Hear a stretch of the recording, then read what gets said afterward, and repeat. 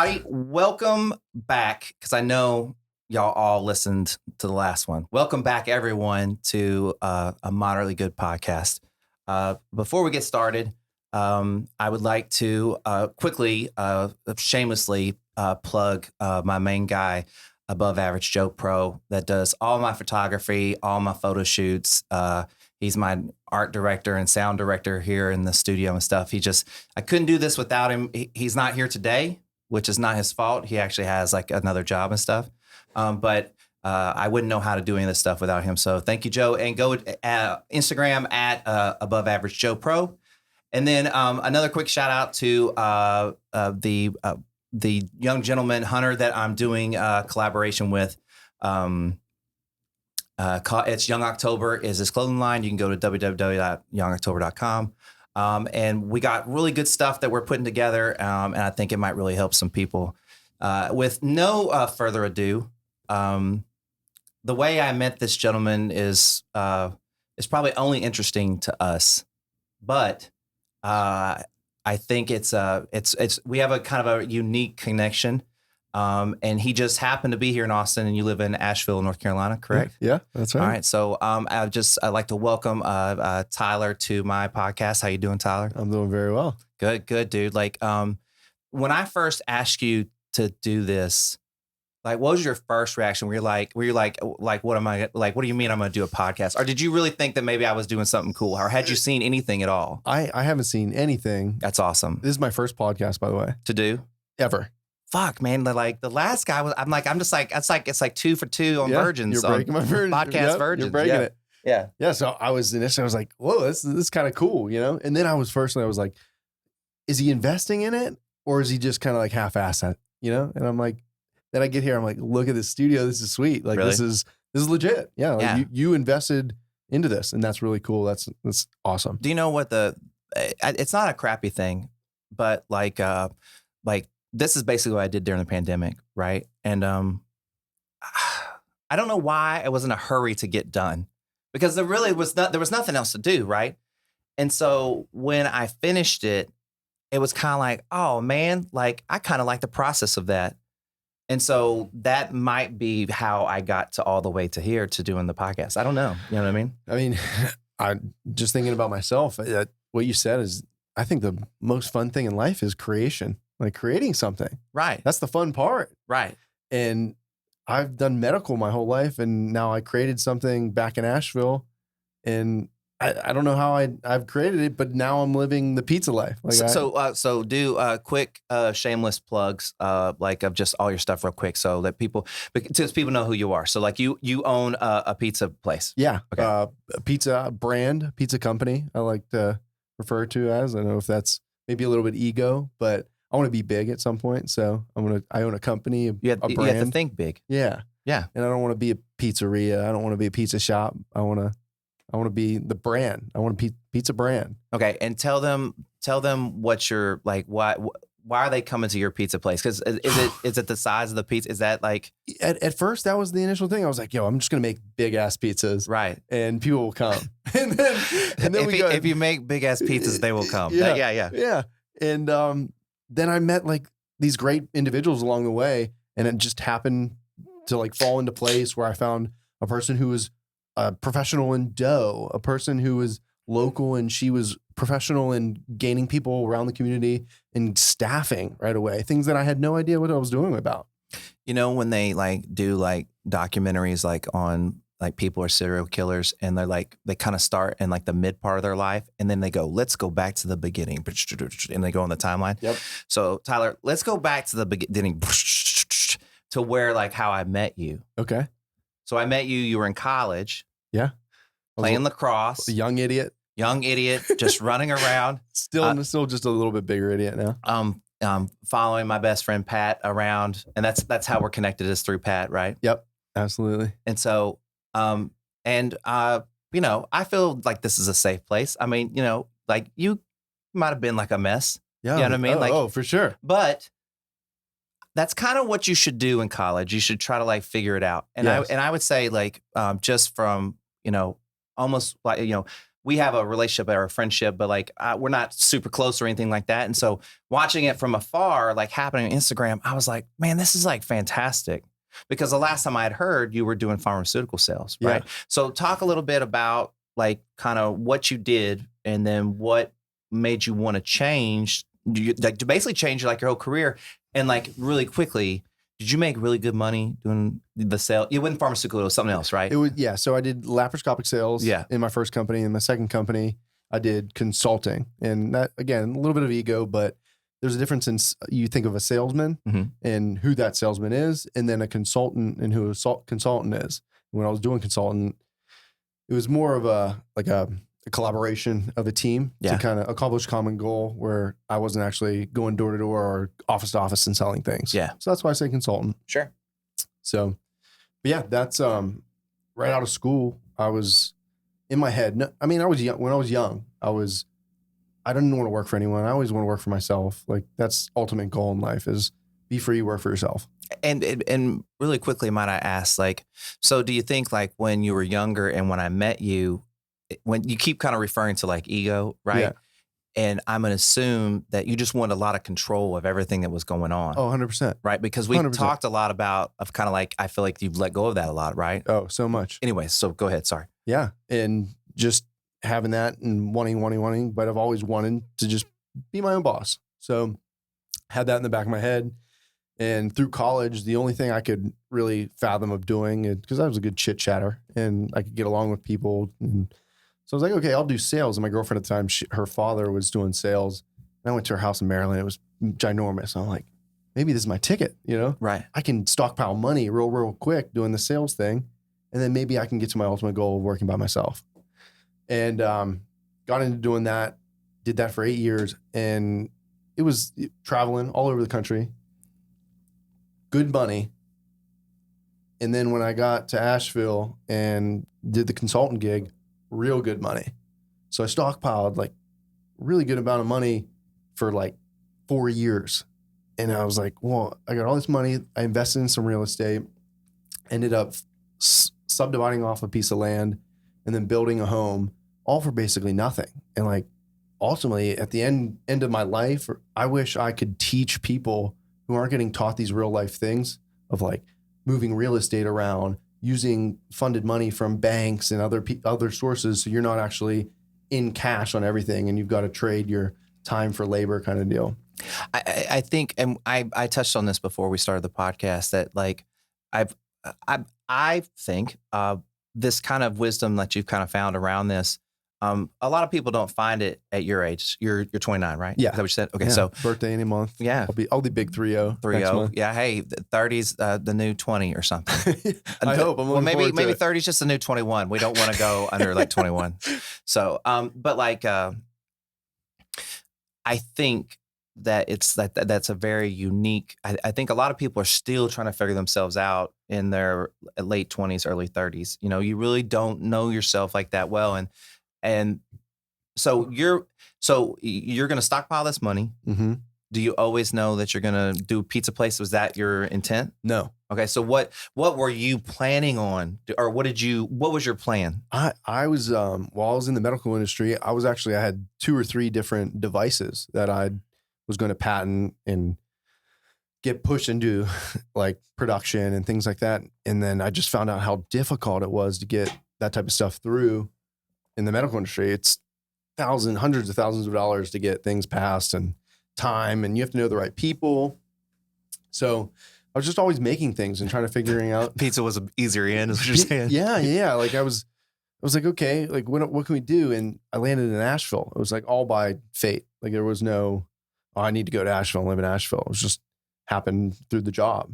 And so people know you are from Pittsburgh? Yes. Okay. Yes. And then you played lacrosse in North Carolina in Hickory. Yes. Right. Okay. Yeah. And how far is I don't know on the map. How far are these places apart? Asheville's maybe an hour and 15 minutes up in the mountains west. Okay. Like going towards like Tennessee? Yes. Okay. Yeah. Okay. Right in between Knoxville. Okay. So it seems like it's a pretty nice area. Oh, it's awesome. Yeah. And I got, like I'm saying, I'm getting lucky. I don't know what I'm doing in life to be so lucky, but I keep like getting in better positions and like leveling up every year.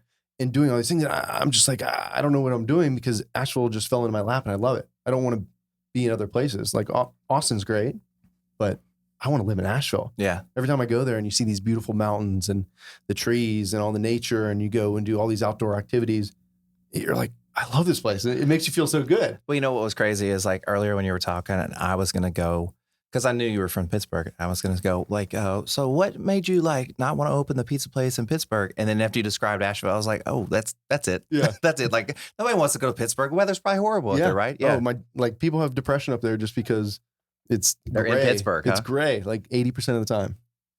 So, but yeah, it was all about location. I'd landed in Asheville, and then I was quantifying business ideas. I was just like, could something established in Asheville create business because of tourists? Could it create because of local people?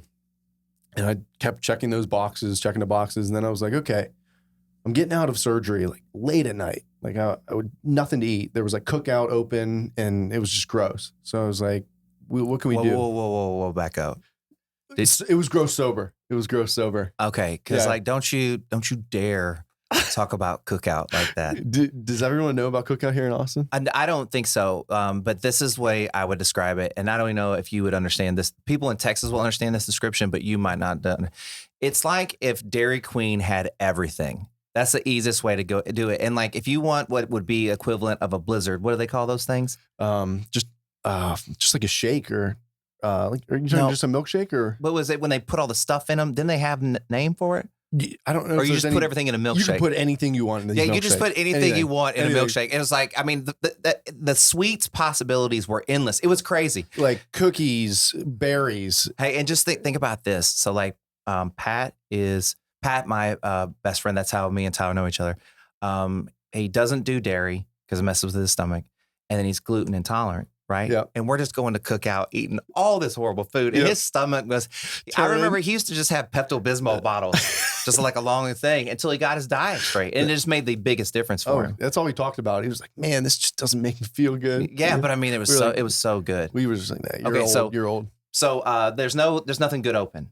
Yeah. Nothing good open. And so I was going to Cookout and whatnot. And I was like, there's a brewery town. Like I think it's per capita one of the biggest brewery towns in the country. And I was like, why do you have all these people coming in it? You have all these tourists, you have all these locals, all these breweries, people are drinking. Why can't they get something to eat after they drink a little bit? Get it quick. Like I was just living in New York City 2 years prior. And I was like a bodega right below my apartment. I can get anything I want all the time. And I was like, why can't we do this in this place that it's popping? Like people are coming to this place. Mm-hmm. And then I was quantifying what types of foods, like, okay. And I labeled it down to, I didn't know anything about the restaurant industry. No, nothing. Like You never waited tables? No.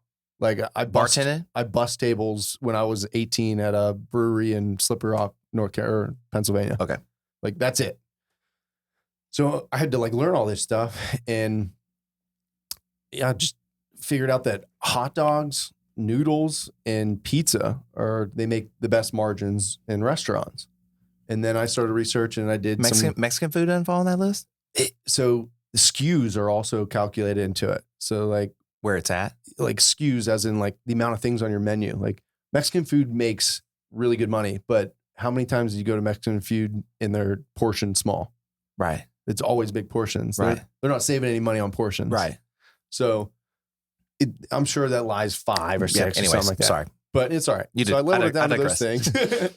And I was like, okay, I don't want to be the hot dog guy. I don't want to be the noodle person. I was like, pizza could be kind of cool. And I was like, how do you make it different? Let's make it big.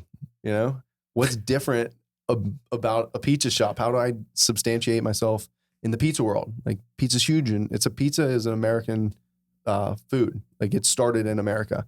A lot of people don't know that.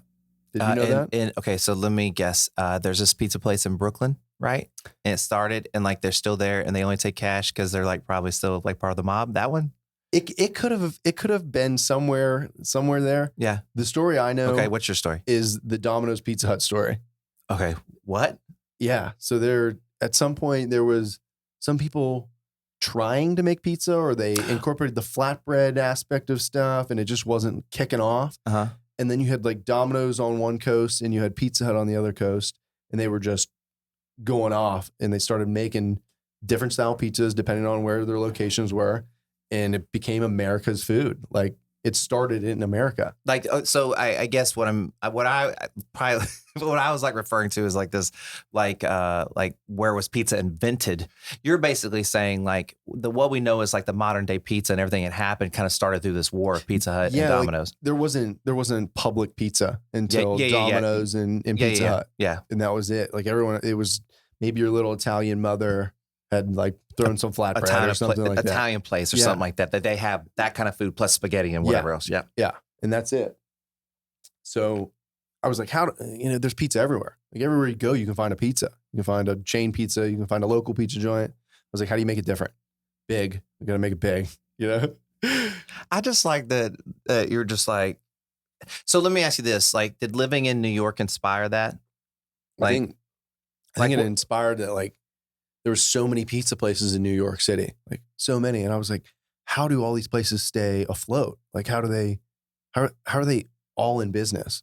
Like, even just looking at other places, I was thinking to myself, well, when's the last time you saw a pizza joint go out of business? Can you remember? Do you have any that have gone out of business? I mean, this is all I can tell you. Have you ever had pizza on 6th Street? No, I was just on Congress the other day. No. Like, so like 6th Street's like 36, like there's pizza places. I mean, there's just pizza trucks. There's pizza places. If those places can stay in business with what they're serving at like 2 a.m, I mean, yeah, pizza places probably don't go out of business. Yeah. And I was like, my mom makes pizza. So the room for error might be really small. Like people, even if it's half-ass, it's still possibly edible. Mm-hmm. People still come because maybe we built a cool atmosphere or something like that. So yeah, you ever been to a CC's? It's cardboard. Hey, you're not there for the atmosphere though. No, you're there for like, what's the craziest pizza they're going to put out next? Yeah, what is this? The pineapple on a pizza? Are you a pineapple pizza guy? No. Good. Do you have pineapple at your place? Yeah, we have one. So why would you do? Who's that for? Let me finish. I'll give you a chance to defend yourself. So part of the thing that I was like, okay, I don't know shit about the restaurant industry. I need to make it simple. So we only have 5 things on the menu. It was 5 options. You can't substitute. You can't change. You can't do nothing. You come up and you pick what you want of those 5 options. Hey, you ever heard of Cane's? Yes, Raising Cane's. Yeah. Yeah. Okay. I read listened to a podcast about the guy who owns it. Okay, so you know what their deal is, right? Isn't it like just chicken strips and something else and that's it? It's like this is my now shameless plug for Liquid Death. It's like when you try to explain to somebody that this is just water. Like when I showed it to you, you were like, "What is it?" I was like, "It's water." And you're like, "But what is?" I was like, "I don't know, man. It's water." Right? You know what I'm saying? But like when you go to Cane's, it's like these are your options. It's 2 chicken strips, 3 chicken strips, 4 chicken strips, sandwich. That's your options there. And don't they have some sauce? And they have the sauce. I mean, but the sauce, but it's like and then it's like you said, like it's just fries, sauce, slaw. It's just like they have like it's all the same. They're just different sizes. It's simple. They're doing one thing. Yeah. And it's essentially kind of like probably what you're doing. You're doing just one thing. One thing. That's it. Right. But it's just you're just altering it 5 times. Exactly. Yeah. Because you're not doing different sizes and shit. It just comes at that size you can buy by the slice. You get a big slice or you get a big whole pie. That's it. How much does a whole pie cost me? So a cheese will cost you $32, and then up to our special will go up to $38. How much? How many people does that feed roughly? 8 adults. How many can you eat? If I eat 2, I'm stuffed. Like 2 slices. 2 slices. Okay. If I eat 2 slices, I'm on a couch paralyzed for the rest of the night. So everybody can get by a slice. A slice will do you in, and most people won't finish a slice. It's that big, and the dough is thick. It's like a thick crust that we have dipping sauce for, but it's a New York style, so it's thin throughout. It's good pizza. That's what I'm actually surprised about. The thing I'm most surprised about my company is that my food's actually good. Yeah, it's good. Like, I have no experience in it, and it's really good. I just correct me if we touched on this. So you saved up all the money, right? And this is kind of where we're getting to, I guess. You saved up all the money, and so you decided on pizza. Yeah, pizza was it. And then what was the process from moving forward from when you made that decision? It was, so we were making the decision as it was like, we didn't actually go for it yet. It was just like, okay, what do we do? And then I was like riding around in downtown Asheville. I have a skateboard, an electric skateboard. I just ride that thing all over the place. I was just looking into different businesses and different areas of what, is there a spot that I maybe can put a restaurant in that's not overly expensive, keeping everything down low. And I found this garage, and it was above a transmission shop. And I dropped a note in the transmission shop. And the next day, the landowner called me, and I was like, hey, I want to build this space into something cool and pay you rent. And she was like, let's talk about it. And then we just started scheming about building a business there. And I was like, I'm thinking about doing pizza. And then we kind of made that business model as we were like, okay, this is what we're going to do. We're going to clear this out. Someone was renting it just for equipment, and that rent was up in 3 months. And she was like, it's yours after that. And it also gave you time to prepare, Yeah, right? yeah. And then, so you probably did that's where you do all your research and blah, blah, blah. It's like there's something to not getting in a rush, that process. Yeah. And I think a lot of times when we want, because I'm assuming you put your own money into this, right? 100%, yeah. So you got a lot riding on this. It was everything. It was pretty much Yeah, it's all pretty I much had. everything. So it would be really tempting to press. But I what I'm hearing you say is either A, you didn't press, or B, just life kind of helped you not press because that guy was going to be in 3 months. So you're like, oh, okay, surprise. So now I have 3 months to kind of prepare for this. What was your experience around that? I was going through this weird stuff with my job before this all happened. And right after I got out of this weird stuff, and I basically took a severance from my company to leave as I was building the pizza shop out. And at that point, I was like, you know what? I want too much control. Like, this is kind of where I started shifting a little bit about the control stuff in life. And I was like, From the Tyler that I met. yeah. Yeah. And I was like, I don't have control. Like, I have a little control. I can manifest a little bit, but ultimately things are going to work out how it's going to work out. And then I just was like, okay, I'm going to dive into this pizza shop. And then I started building it, and I was like, I can't rush this process because it's just going to need to work how it's supposed to work. And if I try to rush that, it probably won't go as well as it should be. And I won't learn as much either, because the whole process is a learning process. I didn't know anything at all. I didn't know where a box manufacturer. I've had to find 2 different box manufacturers to make me custom boxes that no one else in the country has. And then Amazon came. Amazon came, and like, they were making too much regular ass boxes. So that manufacturer was like, hey, we got too much business. You got to go somewhere else. I had to go find another one at the relatively same cost. And because boxes are expensive, dude. Like, So how much does a box cost you? like $3 for a box. That's Per big, box. Hey, what's a big ass box? Yeah, it is. How big is the box? It's 30. Will it fit through my car door? No, you got to tilt it. So What? That's some of the fun with this. And I can show you. Of almost dropping my pizza. You have that domino. Yeah. Do you Domino's like fix it if I drop it or what? I mean, it will be like, hey man, that sucks. Like, can you fix it? And they'll be like, okay, we'll get you another one. Hey, Just wait you know for it. what? Like, it's a good thing to do. Just We do the right thing. We do the right thing. Write the pizza off, feed it to homeless people. I don't know. Do something. I mean, the only parts that didn't touch the ground, not the whole thing. What's Yeah. wrong with y'all? You're right. Don't think like that. We give them a new one. It's not that big of a deal. Yeah. Yeah. I mean, in the grand, if I'm not giving one pizza back, then business is hurting. well, it's kind of like, to use like a sports reference, and this is just my own personal favorite. Wasn't it that Rams Saints game where they got that pass interference call and it was like everybody was boo-hooing about and stuff, right? You're asking the wrong person. I'm not a sports guy. Oh shit! But you played lacrosse. I played sports. I don't reserve space in my brain for sports knowledge. Okay. All right. I don't hate on anyone either for All doing right. it. So, anyways, what I'm saying is, it's like if you haven't prepared enough or done all the like if you're taking care of your people, you don't ever really get to that point where, you know what I mean, like where you don't want to like you break or fall on somebody's like bad review or something like that. You want to be moving it forward the whole time, right? 100%. Now we do kind of have like, and this is because of me. Again, I still have a little bit of ego, but I don't have time for small problems in life. And if someone's yelling or bitching and moaning about waiting a little extra 5-10 minutes, that's not a problem to me. So, hey, can you guys just seat your problem for a second, and we're going to make your pizza, and then we can get you right out. Yeah. And I tell my employees that there's no customer who's going to make your night worse that's worth the stress of like worrying about it. So just find a nice creative way to tell them that's not really a big problem, and then go do your job and be okay with your mind. Do you know, okay, that's very much like setting boundaries. Yeah, Okay. And so like, and when I say setting boundaries, you're familiar with what I'm like talking about, right? absolutely.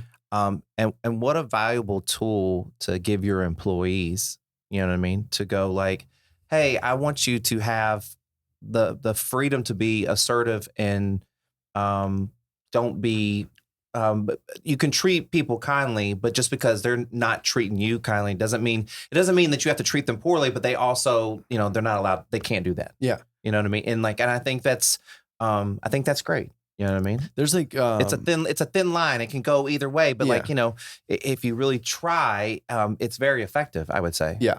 And it's I think a lot of the times in this restaurant industry,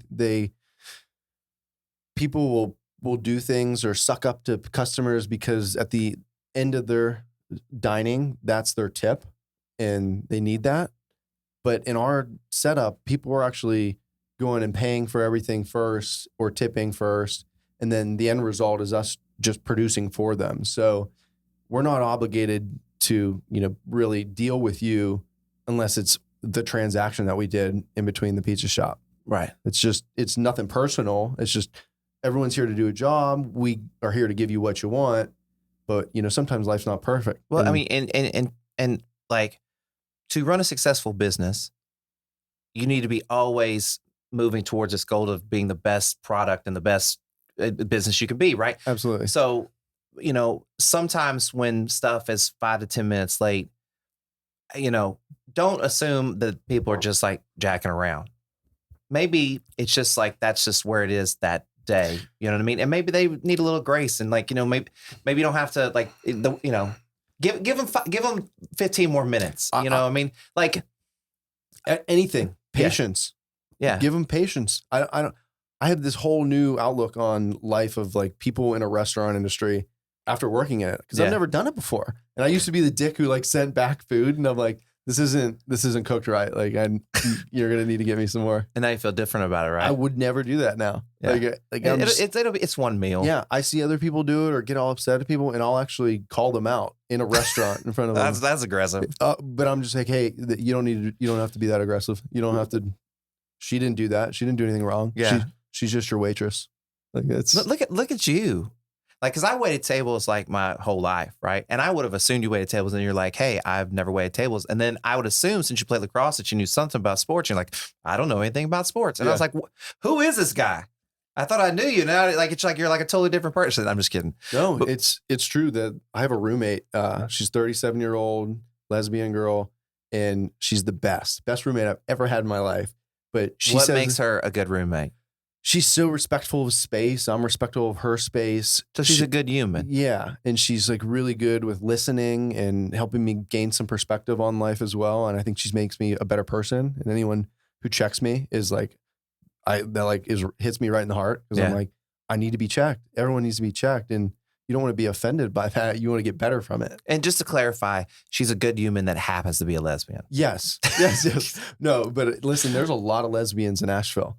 And they have, it's great. I love it. And I have tons of lesbian friends. We have a great time. There's tons of bars. Y'all go out and party? Yeah, they have all these bars that are just like specifically for lesbians, and they tag me along to them. It's the best thing ever. It's so good. I kind of want to do this. It's so much fun. You got to go. Because I've only like gone out to like gay bars with like my girlfriend and gay guy or gay friends or whatever. Yeah. I've never gone to like a lesbian bar with lesbians. It is a blast, dude. It's a blast. And the best part is my girlfriend doesn't get worried about it when I go out. Well, I mean, yeah. I mean, because they want her. They don't want you. Yeah. Yeah. Exactly. They're trying to get to her probably. Yeah. They're just like, we'll just like. Well, that's why I leave her at home. Hey, like. If ever like you go out and like they're getting out of the car and like, a rope and like some duct tape falls out, like, you know what I mean? Where they're like, this is the night we're going to get Tyler and we're going to get his girlfriend. We don't want him. I believe it. They're all trying to get to her. I'm always trying to protect her. Seriously. She's the hottest chick in Asheville. Yeah. In my opinion. Did y'all meet there? Yeah. Yeah. Yeah. We met through some friends of hers. We went to brunch one day and I said some stupid comment at brunch and there you go. And then the rest is history. Been bliss since. Yeah. Well, explain to me how. Oh man, I didn't look at the time when we started, but I kind of know what it was. It's all right. Explain to me how you come to play lacrosse. Then, if you're kind of like not really into like sports, like how did you come to do lacrosse? Dude, I think there's something messed up in my head, to be honest. What do you mean? Like, I'm a pretty calculated human. I don't know if it's the Virgo in me or not, but it wasn't an option to go to school. Maybe it was because my parents didn't want to pay for it. I don't know. But it wasn't an option to go to school unless it was getting paid for. So I played lacrosse to basically get free college. And that worked out.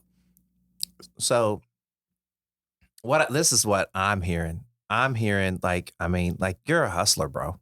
Like, you know what I mean? Like, so where did you learn that from? Like, where did you get that kind of drive to like hustle like that? That's, so I have a really good buddy in Asheville. His name's Steve, and he owns a very successful security company.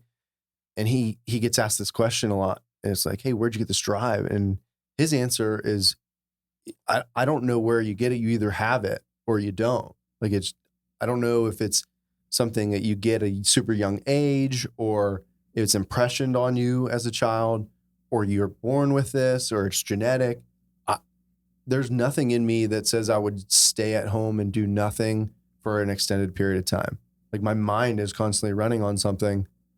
I have to entertain it in some way. Yeah, I don't know. That's the only thing I can say is it's just, this is how my mind works. And you have siblings? One younger brother, yeah.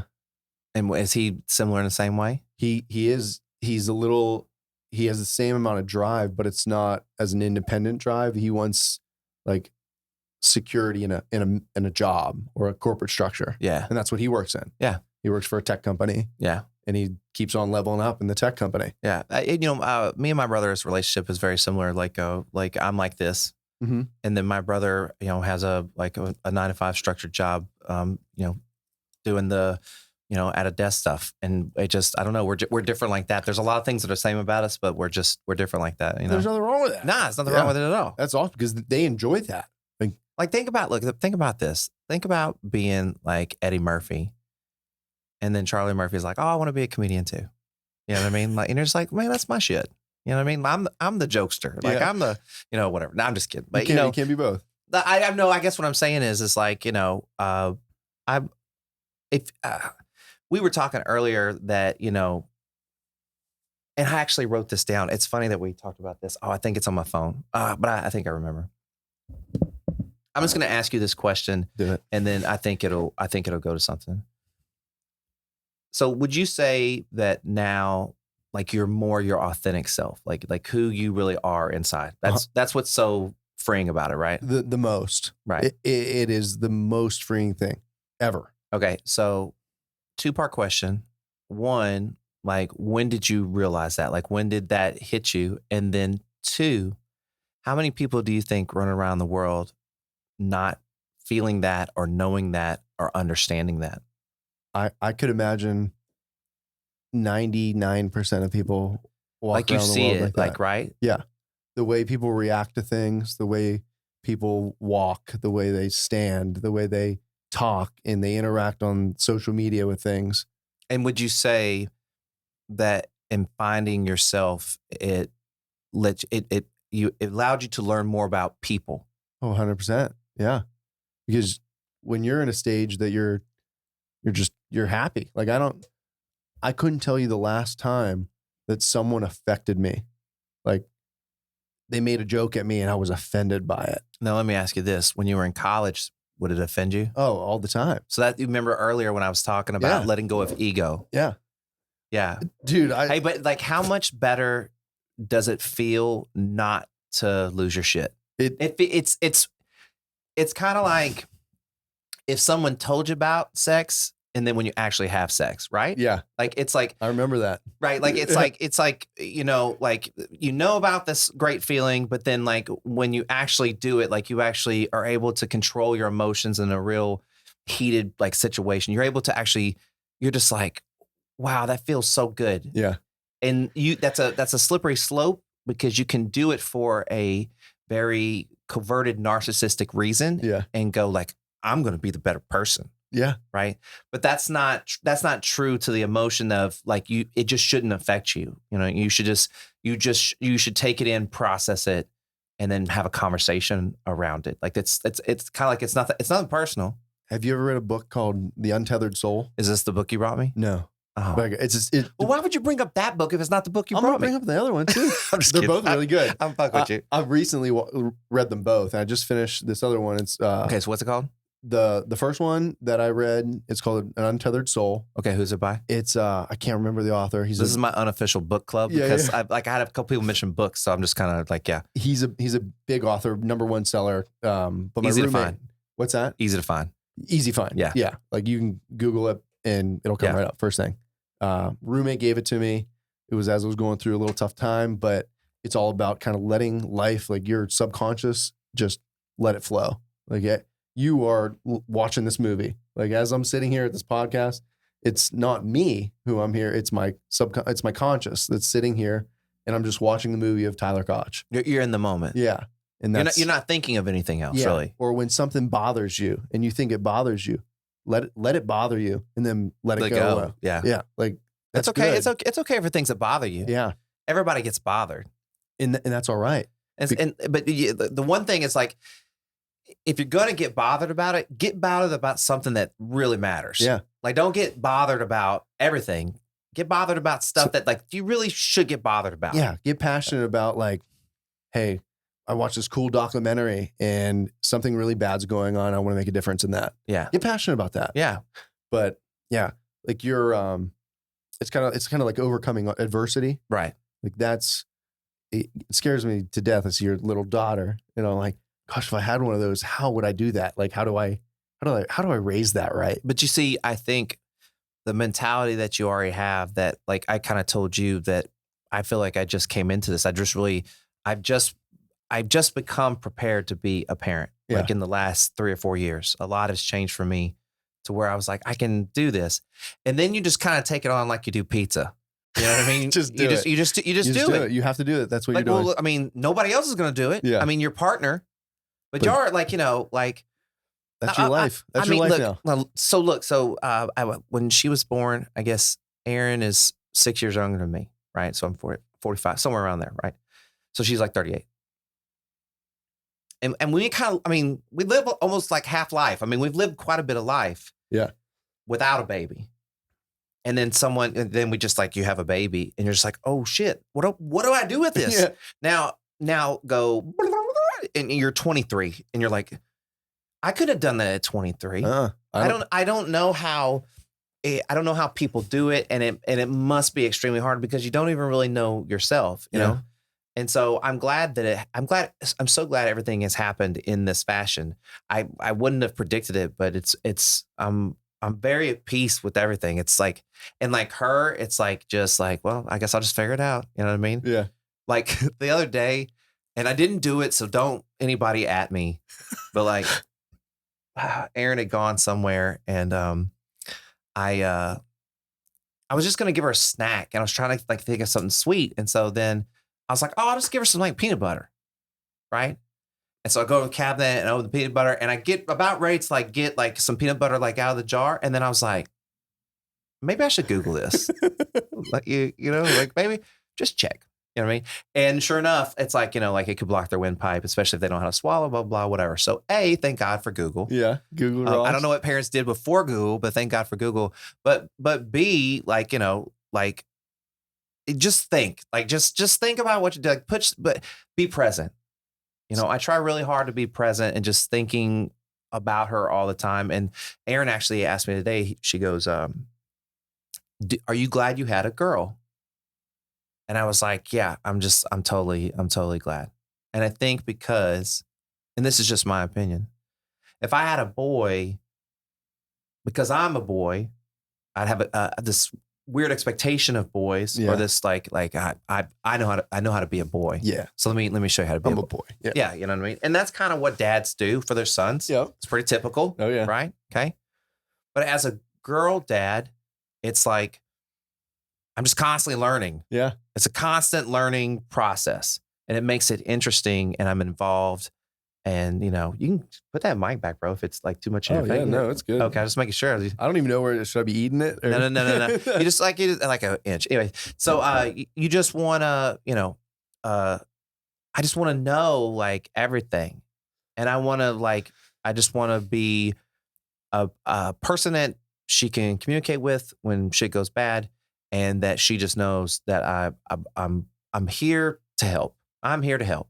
I always thought that the coolest thing, and it was just because my parents were really strict growing up, but I couldn't have had like a dialogue like, oh, hey mom, I want to try smoking weed. Like that wasn't a dialogue in my household. Yeah. But Hey, and just so you know, it's not a dialogue in a lot of households. Yeah.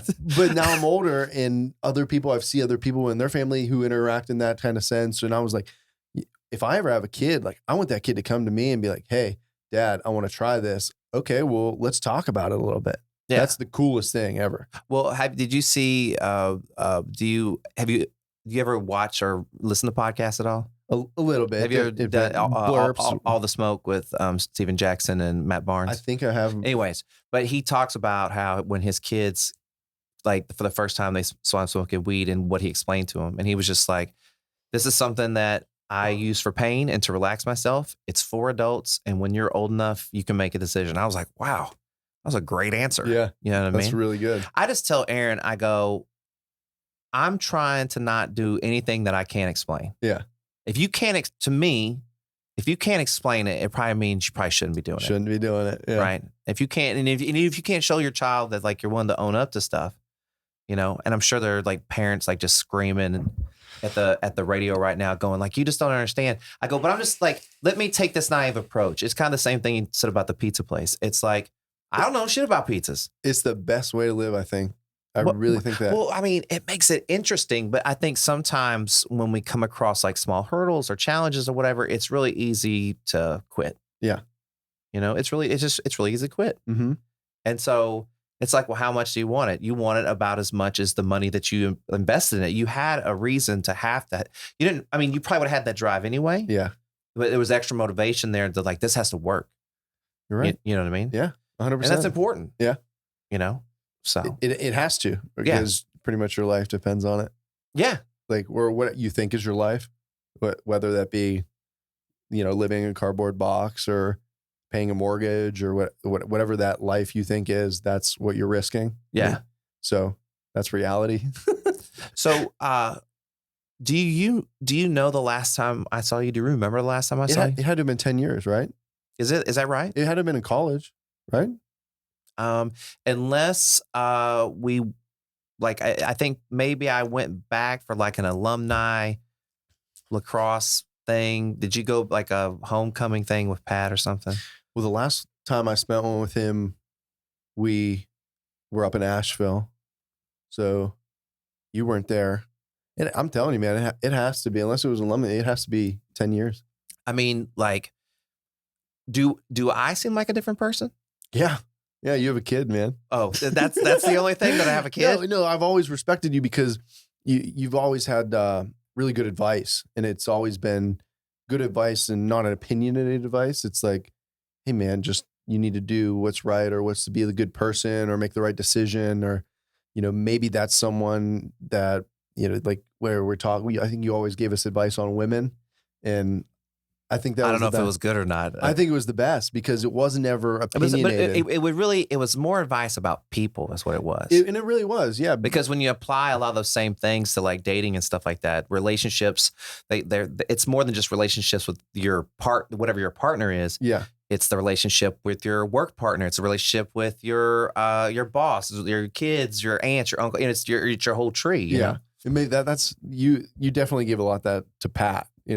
As we were younger than Pat. Yeah, we were like 2 years younger than Pat. We called him Pawpaw. Pawpaw. Yeah, but that's an awesome nickname, by the way. So you were giving him all the advice, and we were just inheriting the women advice because that's all we were thinking about back then. Because y'all were young. Yeah, absolutely. What I mean? But I mean, I think that and I appreciate you saying that, but I think it was more of just like tell me if you relate to this. I knew kind of all the right things to do, but I was so insecure and my ego was so, so big that I just wouldn't do the right things. But I could tell you how to do it. Yeah. But I couldn't necessarily do it all the time. You know what I mean? I always knew what to do. It's just I couldn't make the decisions because I hadn't taken control of my life in that way. Well, that's the hardest part right there. That's a lot of people can say stuff. They That's why a lot of people are opinionated and they'll ridicule you for something. Well, they're basically telling you how they want you to do something, but they're not doing it themselves. Well, I'm even like, look, I'm even cool if you want to give me your opinion and you're not doing it. What I'm not cool with is you not being cool with me not taking your opinion. Mm-hmm. That's what I'm not cool with. Yeah. Because you can have whatever opinion you want and we can talk about it and stuff like that. But at the end of the day, if I don't change my mind, take it or use it, I mean, like it's not personal. No. I mean, I'm just allowed to have my opinion. But you were willing to receive that. Yeah. Which is the coolest thing ever. Well, because I realize I know what I think. I don't know what Tyler thinks. And if I let Tyler tell me what he thinks, then maybe I learned something new, or maybe I changed my opinion. But if he doesn't tell me anything that strikes me as new or changes my opinion, then it's probably going to stay the same, and that's okay. Yeah, and that's fine. And that's totally fine. Yeah. And everybody's welcome to do that. Just don't get upset when people don't take your opinion. You're preaching to the choir, dude. Like, you're preaching to the choir. I mean, it's basically how you're running your pizza place, right? Yeah. Don't be upset if I don't take your opinion about rushing your pizza. Don't be upset, man. You know what's the toughest part? And you have to also feel for people because everyone has different experience. We live by our experience in life. And my experience was 8 years basically of medical. And I was in a cancer hospital in New York City.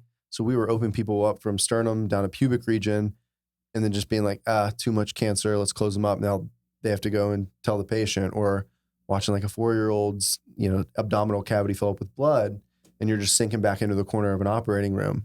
And then I started doing trauma, and we were fixing people's faces who tried to kill themselves and they shot off their face, and we were fixing their whole face back together. Or like major car accidents and we're throwing legs out in the trash. And I'm thinking, wait, you're upset about your 10-minute pizza? I was like, these aren't real problems, man. Yeah. So it's all perspective. So you have to feel for other people, because not everyone has that perspective I have on life. Just really quickly, because I don't remember what time we started, so I'm just trying to keep it within a range, right? Okay. Do you have any idea what time we started? Did you look at the watch at all? No idea. Great. I've been so nervous this whole time. Really? I've lost track of time. You really been nervous? I haven't been nervous, but I got a little butterfly. It was kind of No, but I think that's a cool thing. Yeah. Like I think that I keep kind of saying this, and it sounds kind of so. I don't know if I've actually said it on like a podcast, but like how do you expect other people to believe your bullshit if you don't believe your own? Yeah. You know what I mean? So like the energy you bring, your feelings, your emotions, your opinions and stuff like that, like believe in it. Don't get offended if anybody doesn't believe in the same stuff, but believe in it. And like, and other people believe in it. It's kind of like probably with like the pizza. It's like, believe in it.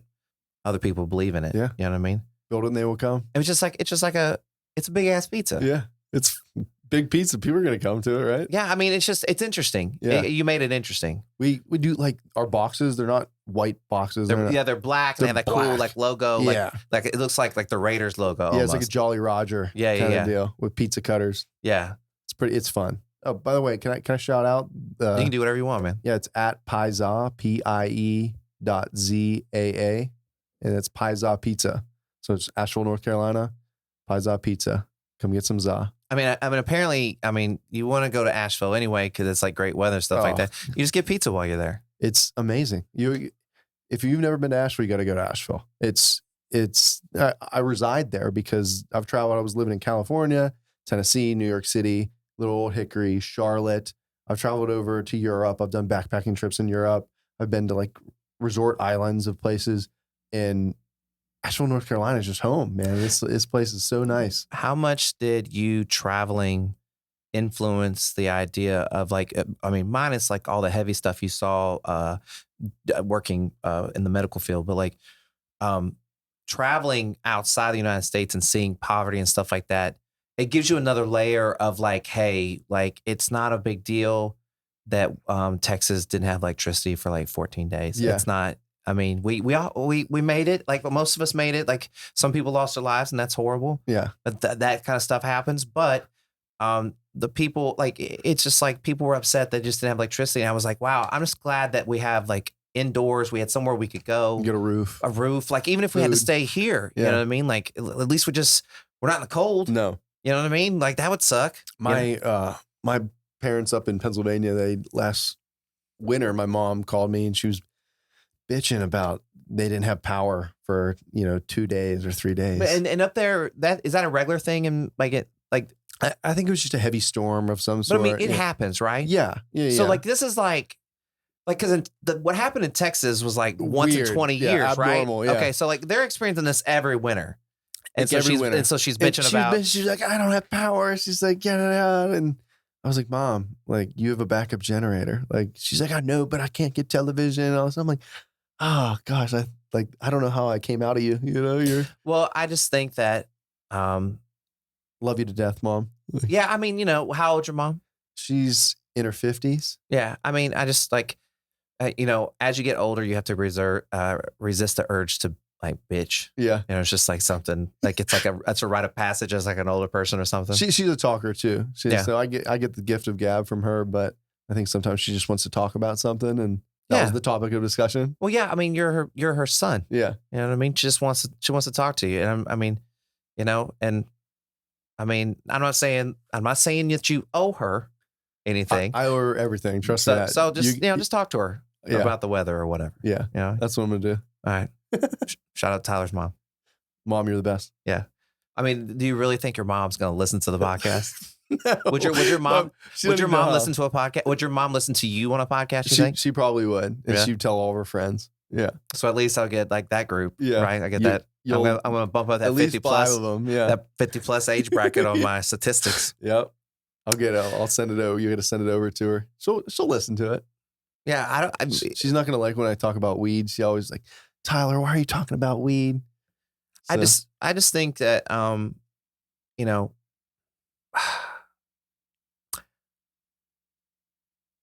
I just think that weed gets kind of it's a bad rap. It does. I mean, and that sounds so like cliche, but I'm just saying that nothing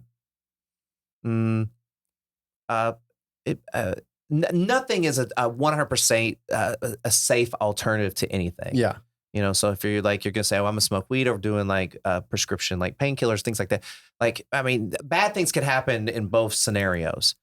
And so it kind of just comes to what you're kind of comfortable with or what your view is on it. And maybe you're cool with taking prescription medicine. I'm not. And some people are not cool with taking prescription medicine. Yeah. And I think that, I mean, you sound like you're doing okay. You sound like you're pretty successful. Decent. Yeah. I mean, like, it sounds like you have like big ideas of how you want to grow this and what you want to do. Yeah. That doesn't sound like what a typical pothead would. I wouldn't call that a pothead. Yeah. You know what I mean? I don't know. I just like it. I'm not a big drinker. So does it help you think? Yeah. It makes you creative for sure. And one of my favorite things to do, and I mainly use it for sleep because I got racing thoughts. So I'll do it for sleep. And one of my favorite things to do is I built this beautiful home, and I actually just sold it because the market's so good. But I sit on my deck and I'll just smoke a joint before I go to bed in the sun setting. And it's just beautiful, like orange and pink and beautiful color clouds. And I just sit there and I think. I watch the sunset, smoke a little bit, think a little bit, and then I go to bed. Would you say that it's kind of like a form of meditation? Oh, 100%. Yeah. 100%. That's I was laughing because Pat, I'm staying at his place. Mm-hmm.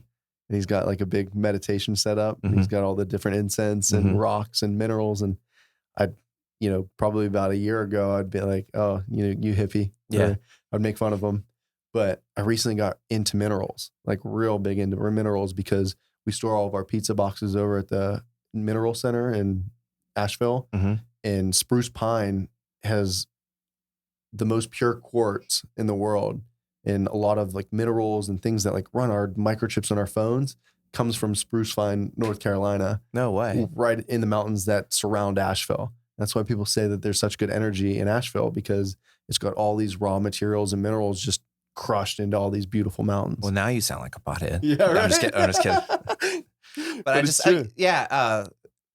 think, the biggest thing that I hear about meditation is like, I don't think I'm doing it right.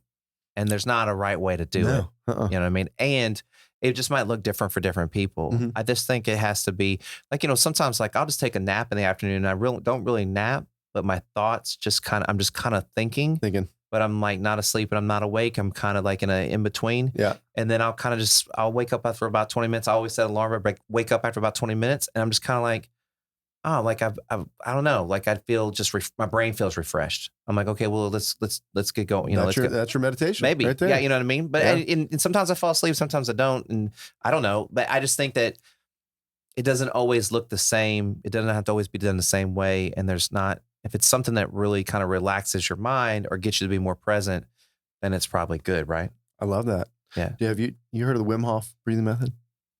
Mm-hmm. You never heard of Wim Hof? Mm-hmm. Oh, that's going to be homework for you then. Okay. Yeah, Wim Hof. So he's a guy, he lives out in, I think it's Lake Tahoe. Beautiful Lake Tahoe ice plunge. He's an ice plunge guy. So basically, some type of breathing method. And it's kind of like Pat's device. You know, a lot of things focus around breathing for high level performance. Well, this guy is able to use this breathing technique and he can jump into like glacier water or climb mountains of snow with just shorts on. And he doesn't change his body temperature at all, but he's sitting in this cold, cold water. And he has these different methods of, you know, waking up in the morning, doing this breathing method and jumping into a cold ice bath and then like starting your day. And it's supposed to have these incredible benefits from you. And it's supposed to like rid of different viruses and things. Like there was a test done where they were injecting some type of bacteria or virus into 10 people and then 10 other people who did the Wim Hof breathing method. And the people who did the breathing method correctly and all rid of that bacteria or that virus that they injected in them. And then the other 10 all sustained it and had it. I'm in. It's so cool. Yeah. It's the coolest. Yeah. I like it. And I learned it at Bonnaroo. Isn't that wild? I mean, like, if you're going to learn something like that, it's probably going to be like, I mean, I could see it being a Bonnaroo. It was like a Sunday at Bonnaroo and I passed this yoga class and I was like, oh, I'm going to go do yoga for an hour.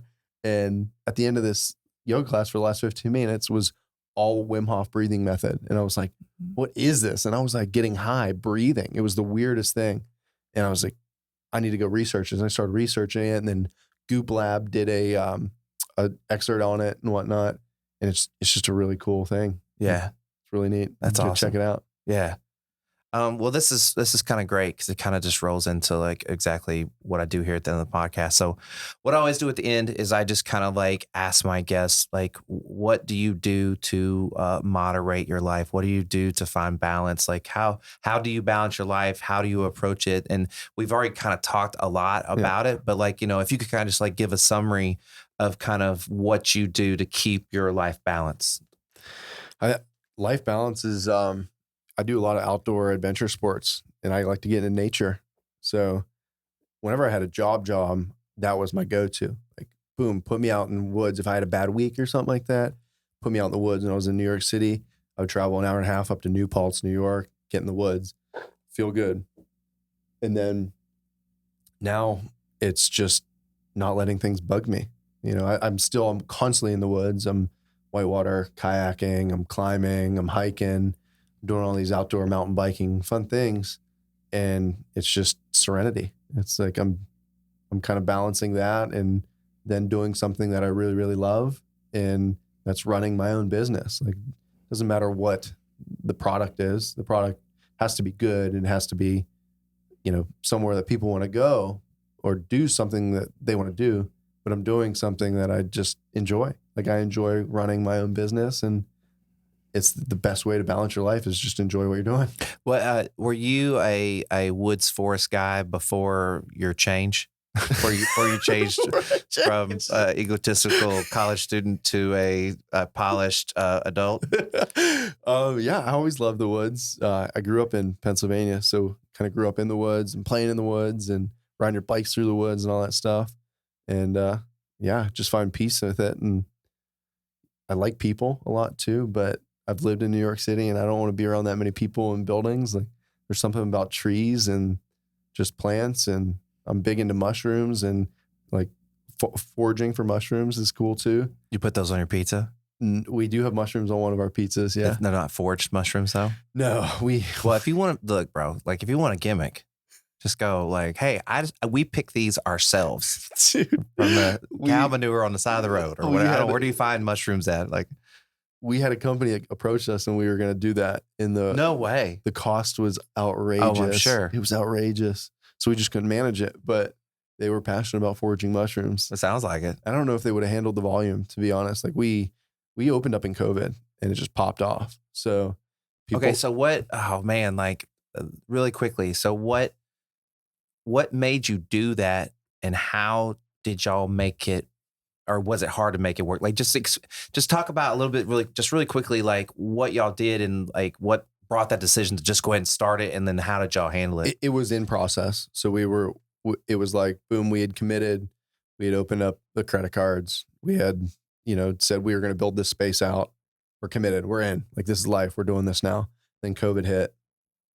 And we built the model, where the model was a quick in and out, fast style spot, like fast casual kind of deal. And the model was just really good. And it worked for COVID. Like, we never had to shut our doors. We wore masks and did the proper things. We have a sterilization company that comes. But ultimately, you come in, you pay, you order, you pick up, you leave. And it's just a circle really, really quick. And it worked out. And y'all don't deliver? Don't deliver. We deliver select times, like 1 to 7, Wednesday through Sunday on bikes. What? Hey, wait, on bikes? We have a bicycle crew. We have a bicycle crew with a cargo bike, and they ride around. It's a big ass pizza. Yeah. How are they putting this? How's that pizza not flying off the back of that bicycle? It's on the front of it. What? It's a cargo bike from Europe that's special ordered, and they just cart these things around. They put like 5 of them on there at a time. It's insane. Have you put pictures of that on your Instagram? I think so. Yeah. Okay, I gotta go. I gotta look at it. It's fun. I gotta see this. Yeah. So, but the business, the model just worked, and then now you see, because of COVID, there's been some restaurants opened up in town, and they actually inherited that model, and we just kind of were ahead of the curve in that sense, just being dumb idiots. Well, I mean, I don't know who I was talking with this about, and maybe it was you. I think I was talking about yesterday. Sometimes it's better just not to know anything. It's great. Like you don't know what you don't know, kind of the whole I don't want. There's something more rewarding to learning it yourself. You're more invested when you're you have to find out. And even if you're going to find people that specialize in certain stuff to get information, like finding those people, making those connections and stuff like that. There's just something about like how you did the pizza company and how I came to kind of like do this. Yeah, this is awesome, by the way. Like this is just to see someone invest and actually do something is like, it holds close to my heart just because I've recently done it. And it's like you went all out. You didn't skimp. Like you're like, well, I'm doing this. You're like the 10th or 11th person. Go back and ask my guy BJ like how that first, because we were like wearing lapel mics and we're trying to use like a GoPro, and like, I mean, it was just like, because I was just like, okay, we're just gonna start. I have this concept. We're just gonna try to start doing it, and then it just kind of evolved until like now, like wow, we got like these mics, and like these are cool. It's the trial and error part. That's the fun part. That's the creation. That's what I'm talking about. Yeah, and I'm not trying to be cheap, and I'm not trying to be expensive, right? I'm just trying to like have a fun hobby and maybe do something really positive with it, hopefully. Well, I think you're doing great, man. Well, thanks, man. I appreciate it. So, did you enjoy your stay? Did you have a good time? Yes, I had a fantastic time. I mean, you treated me like a king. This is, I feel bad for all the podcasts that you do after this because they're not going to be as good, and they're going to just be like, wow, like I'll just have to fly back down. They're going to remember really like that one girl in college that you had a one night stand with and you never saw her again. You're just like, oh, like what happened to her? What happened to the love we shared that one night? Yeah. So, do you have anything else? Like, you have anything else you want to plug or anything before we go? I don't think so. Okay. I'm a simple man. This is, I love to highlight Asheville, and I love the fact that I live there. So if you or anyone listening has a personal connection to you and you guys are coming in that way, please stop by, say hi, come check out the pizza shop. Free slice of pizza? I'll hook you up with a free slice of pizza. Yeah. Okay. I mean, I don't foresee like just a ton of people just run, but I do have some friends up in that area. It's probably a drive for them. It'll be worth it. Jaron, my boy Jaron, he's somewhere up around that way. So maybe, I don't know, maybe he's close. We'll figure it out. It don't matter if they're a friend of yours or a friend of mine. Like I said, you were so hospitable. Hospitality. Southern hospitality. You nailed Ludicrous it. Southern hospitality. And I'll give that back to you whenever you come up. Yeah. Well, I mean, like that's just kind of the process of what we're doing here. And I'm just glad that, you were willing to, because you're just here for a short time and you were willing to like just come in and do it. I think it's great. I was like, this is fun. Yeah. This is my Friday night. This is a lot of fun. Yeah, this is your Friday night. Yeah, this is great. Hanging out with a guy and his 11-month-old baby and his girlfriend, like doing a podcast in the garage. This is your Friday. Yeah. This is fun, man. This is, and like I said, I'm not a big drinker. So yeah, this is what I would rather do, to be honest. Yeah. I might go start this back over in Asheville. Well, yeah, why not?